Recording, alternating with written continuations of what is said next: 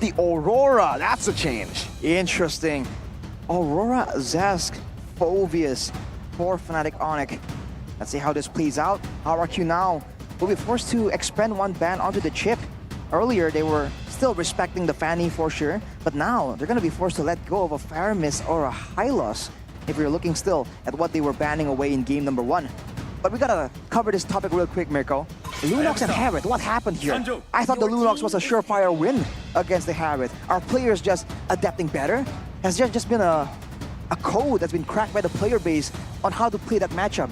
In the team fights, it should be a surefire win for the Lunox. But the thing is, perfect timing by the way, to take a look at the draft pick recap for game number 1. There was so much CC lockdown to actually stop Lunox from being a threat. There was the Edith as well, dealing constant damage and also soaking in a lot of the shots. Meanwhile, Skylar always entered the fight very late. That's a Juicin pick, instant response with the Edith and the Roger.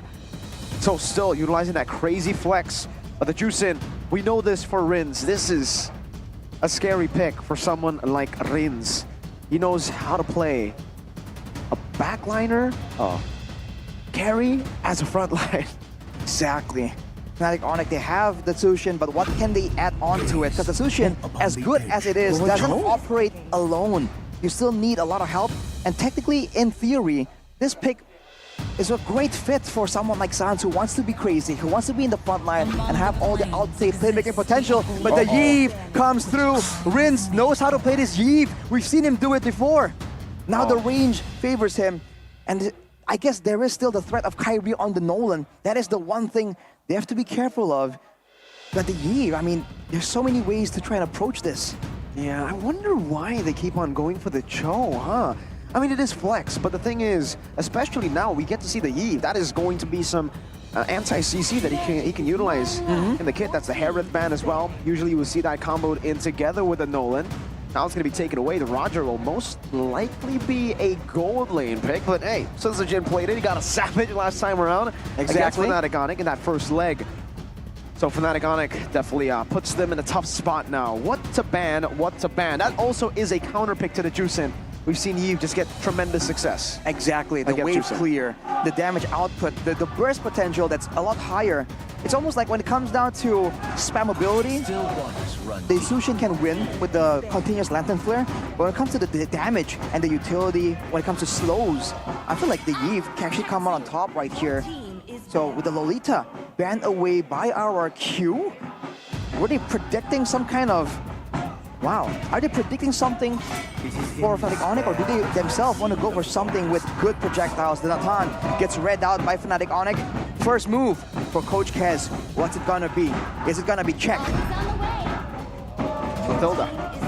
Throwing away that flex potential from the Edith. Now Edith gonna go to the hands of Dyron. It is going to be Matilda Edok playing still with the Roger flex towards the very end.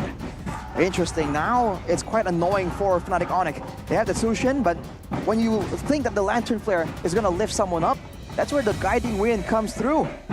RRQ, we talked about how their maneuverability makes them so dangerous. Now with the Yve that's immobile, they have a Matilda to add onto it. They're lacking more frontliners though, in theory. So for Fnatic Onic, what's it gonna be right here? Do they feel like they wanna go for the pickoff? Are they thinking that the Matilda might be too big of an issue? Wait, does this mean that the Hylos has been left open? Yep. Is it still possible for Fnatic Onic to pick it up for themselves here? Kinda is, actually. Oh, Arlet and the carry. Maybe. Wow, the carry though, wow. Out of nowhere, responded immediately. Try. Oh, the Ixia! Oh man, that Ixia Matilda combination. Oh no, and it's a carry matchup. Oh, that is a bad matchup for the carry, man. That is a, oh man, I don't know if you guys remember this, but if you remember last season, when Keskut was still coaching for Bigatron Alpha, it was Eman on the Ixia that beat Skylar on the carry. Oh man. What do you think about this though, Mirko? Against a Nolan, having a Yve and an Ixia, somewhat vulnerable, but having a Matilda as an additional survivability tool. No purifies on both teams. They just want that outplay, man. Only Edok running the purify here. Oh, the thing is, you're gonna have to deal with the Roger, the Edith, and the Matilda's gonna be peeling for the Ixia. It is good for RRQ, I would say. All right, let's see it, ladies and gentlemen. Our second game in the Royal Derby. Once again, the best of the kings. The Kings of Kings and the Sky Kings going at it again. Can Onic replicate their success from leg number 1 and go for a clean sweep against the Sky Kings? Let's see it unfold before our eyes as we get into the Land of Dawn. Oh, just earlier in the earlier matches, I was saying that an Ixia would be cool here, but unrealistic. And now RRQ has brought it out. Having the combo as well, there's this real world manipulation full barrage combo that can be done by RRQ to keep everyone just in line, in the firing range for Skylar. Let's see how this plays out, man. Rez, as always, is going to be very, very aggressive. But Arlet, Sushin, and Nolan, a lot of damage potential, but I don't know. It seems like they have to wait a bit longer before they can make the plays happen. Looking at a bit of the emblems here by IndyHome. Weapon mastery for the Ixia. Look at this. So the shoes on the other foot. Skylar feels like he's going to have space to do damage. And it's a Master Assassin for CW on the carry, actually. So he is risking it. He's not going for the defensive emblems we've seen a lot of carries go for. That's very confident, actually, in this losing matchup. You can already see Skylar winning it out in the range. Like Mirko mentioned earlier on, this is an amazing lane for the Ixia. The carry understands this. We'll have to lose a few camps there, creeps rather there. But for the most part, it's still both teams being very passive. Look at the placement on that void, on the void crystals though by Rins. Kind of make sure that it catches Sans, does a bit of damage, but also still lands on the minion wave. Mathilda and Yves, in theory, I feel like Fnatic Onic can clear faster, but with the threat of damage coming in from the Wisps and from the Void Blast of Rins, it really is a bit more tricky to just go in for a full clear. Huh. I don't know. I think with the changes in the Yves should be able to clear well enough with Matilda as well. And there it is. But again, with Cho once again being flexed into the EXP lane, still sitting at a 0% win rate today, by the way, as both of these teams are going to unfold onto the neutral objective. Fnatic Onic bringing it back. The Turtle. Darren walking up. Kyrie winning out the Red Tree battle despite the real world manipulation. Kimo, jumping in with a vengeance, will be punished. Rez walking up. Enoch getting the last hit and the Purify out of the way. The Dragon Sons gets caught as well. Darren with a basic attack in the Primal Wrath form. Ixia up top. Kyrie coming down, and that's an assassination, the weakness of the Ixia. Okay, whose trade was that worth it for? What? Flicker forward? Oh, it was a risky play. Rins almost read it perfectly. I think it's still worth it for RRQ.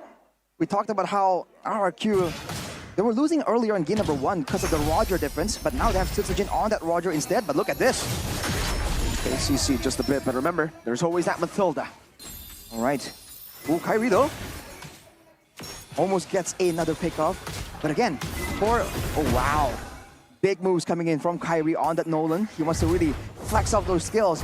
But RRQ, I think it was kind of okay, but the fact that they lost Skylar afterwards really isn't as beneficial. So Fnatic Onic, despite the lack of winning lanes, quote unquote, they're still keeping up in the goal difference due to those factors.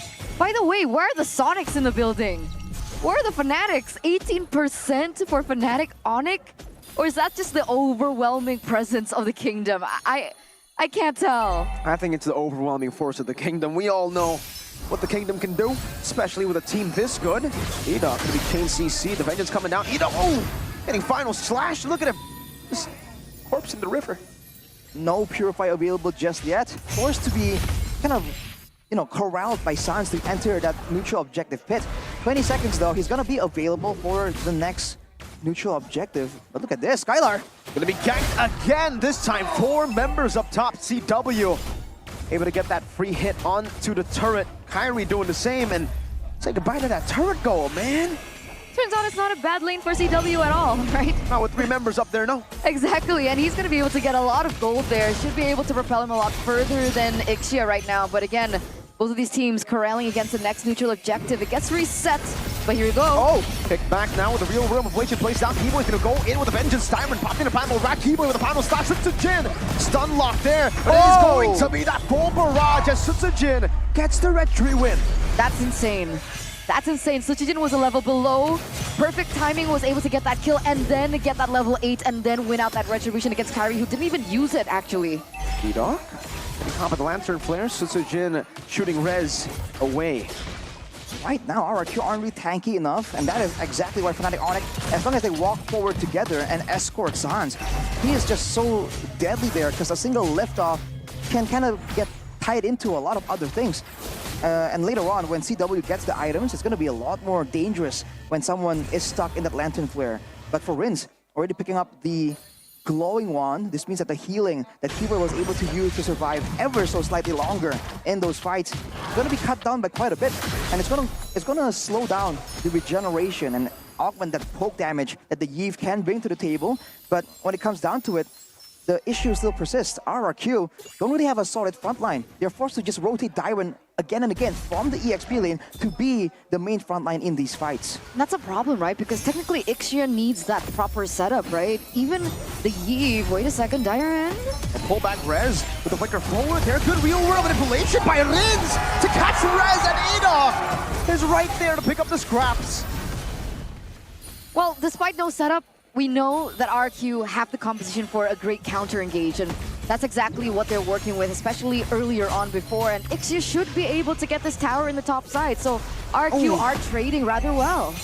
Look at that poke, look at the damage, and even worse, after you get hit by a spell from Rinse right now, you have to wait a bit longer before you can use your own regen. You can see CW finally regenning up, but that's a turret being picked up already as Sutsujin fearless against Kyrie. He just tanked up that fracture like it was nothing. It's the benefit you have playing the Roger. But look at this, already on the other side. You can see this is an interesting turn of events. The junglers are the ones sent away to go for the push. As Skylar moves kind of forward, but Dairon is there. Oh, good read by Keyboy. Dairon trying to go for the Earth Shadow. Circling Eagle, knocking 3 members up, but it's just a bit of poke from RRQ. CW popped in the ultimate. No ult for the carry. Now they're gonna have to do it. Kyrie wins out the retreat battle. There was no Sutsujin earlier. Rez will fall. It's a trade. XP for Turtle. Oh, but it's going to be even more than just Rez. Sans. Oh, the full barrage, able to flicker out. Sutsujin should be able to actually take this purple buff away. Good maneuvers by Kyrie. Actually, never mind. He doesn't decide to commit on the orange buff. He decides to recall. So that's a big win for RQ, is it not? Quite the massive win, trading a turtle but denying the buff, putting Kyrie even further behind. You saw how important it is to stay on curve with levels and gold for the jungler, and in the grand scheme of things, even the turret on the bottom side here gets taken out. The fact that RRQ have the liberty of flickering forward with Skylar on the Ixia, that is crazy, man. They have so much pressure around the map right here, and the fact that the Rins can just stand there with a real manipulation to cancel out any kind of engaged threat. It's just good read coming in from him. If you look at the player head-to-head by our new application GoPay, Sans still has the higher KDA, always is the flashier player, but in teamfight participation, it's still Sans. Rins, though, as a new member from the MDL, I guess because he is a new member from the MDL, he has the higher hero pool, and that is what is being abused by Coach Keskute. It is. A lot of people have been comparing these two, especially with Sans not being as flashy as he used to be, right? Gila Sans, known to play all 5 phones, all 5 devices. We're not really seeing as many flashy plays, but I mean, even from the stats, we can still see that he is a dependable mid laner. Oh, is he able to escape him? Oh. Rez gets spotted out too. Sutsujin finds him, and they all look to Rez, the escape artist. He does it again. Man, it was way too close for comfort for Rez, seeing his life flash before his eyes. But look at how RRQ were playing it. Focusing on the bottom side, cutting straight through the middle of the map to try and catch stragglers that were pushing the top side. It's a great idea, but with 3 more seconds to the Lord spawns, the Ixia is still all the way on the top side. Can they rotate in time? I think that they were predicting that Fnatic Onic don't have enough damage to shred it down. For now, it makes sense, but later on, the carry will be a lot more dangerous here. As you can see, Sans with the glowing wand will be able to poke a bit more reliably. Let's see. He double dividing in win. Dairon already with the primal wrath. Sans with the crimson beacon forward, but now gets caught by the full barrage. Skylar! Free hitting all the way from the back. Sutsujin picking up the kill. Rin's falling as well, but Rez is burning down. Sutsujin gets the retreat. Nolan can only just run away. CW will be food for Enoch tonight. No way. Oh, they don't have minions. All right, 4-for-1 trade. They have a Lord on the way. This is, again, remarkable performance coming in from RRQ. And technically, they do have a more tricky lineup, right? They need to be able to set up properly a front to back with Skylar as well as Rins, and yet they're still able to accomplish it. They're still able to execute it. And it seems like Fnatic Onic just keep walking into that trap. Fnatic Onic, we were concerned about Kyrie popping off. But with the way RRQ are playing right here, every single push, every single angle is checked out. So Kyrie can't find an easy way in to go for the flanks. And because of that, the backline damage, man, the Yve and the Ixia is just way too much to deal with. With the close mid-range composition of Fnatic Onic, they have to really just dive in all the way to the backline, and even then, it doesn't guarantee them a favorable result. Real world manipulation on the Kyrie, the full barrage as well. RWM and the full barrage. Keyboy and Rez get zoned from all the way downtown, man. RRQ unable to utilize the Lord first one to take a base turret, but that's still value, getting all the tier 2s. That's a creative approach from RRQ. Make sure that you zone them away from the turret and let the Lord do its thing.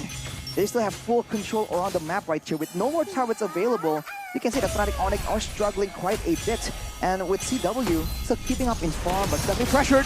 Dire with Earth Shadow Flicker, not a final slash. San's able to get out with the Crimson Beacon. The CW gets rid of him. Rez in the midst of it all now. Gunned down by Such, he's looking for another. The stun lands the mercenary. Sans, can he escape? No, he cannot.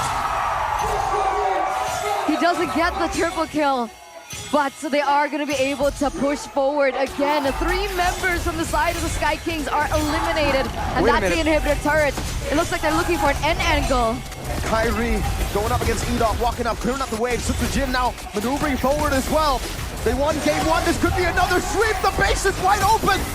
RRQ up against the Sky Kings. Kyrie walking up, use some damage. Super Jin getting kicked down as well. The base is there. The final slash. Keyboy getting a moment. Skylar with the flicker forward. What? They didn't get it! 1 hit, 2 hits. But Fnatic Onic, the Sky Kings, still win out that defense. That would have been an 11-minute game against the reigning champions here at MPL ID. But yet RRQ still unable to close it there and then. A greedy play by RRQ. They're able to get several kills for their troubles. But look at Sans sneakily stealing away the buff. He has the Blood Wings and the Glowing Wand as well right here. But now it's back to the same setup. The Lord is up, but the waves are favoring Fnatic Onic, and there's no time for RRQ to go to the bottom side for that setup. But Rez, it's gonna be caught. The Circling Eagle coming down, fully isolated. Rez still able to find a way to drag it, but now the RWM full barrage combo and the Mathilda to bring the full barrage forward. Keyboy cannot survive. Skylar picks up the kill. The last siege. It's almost as if it did not happen. Fnatic Onic can't do anything. And now with Sans, one Skila, now normalized by the Kings of Kings. CW is next. Pops in it with a nature, does some damage, but in the end, RRQ are inevitable. look at Kyrie though, trying to do something, trying to push the mid lane, but Dylan stops him. It's over! 13 minutes. The Sky Kings reign in MPL Indo are threatened. The King of Kings continue their win streak, continue their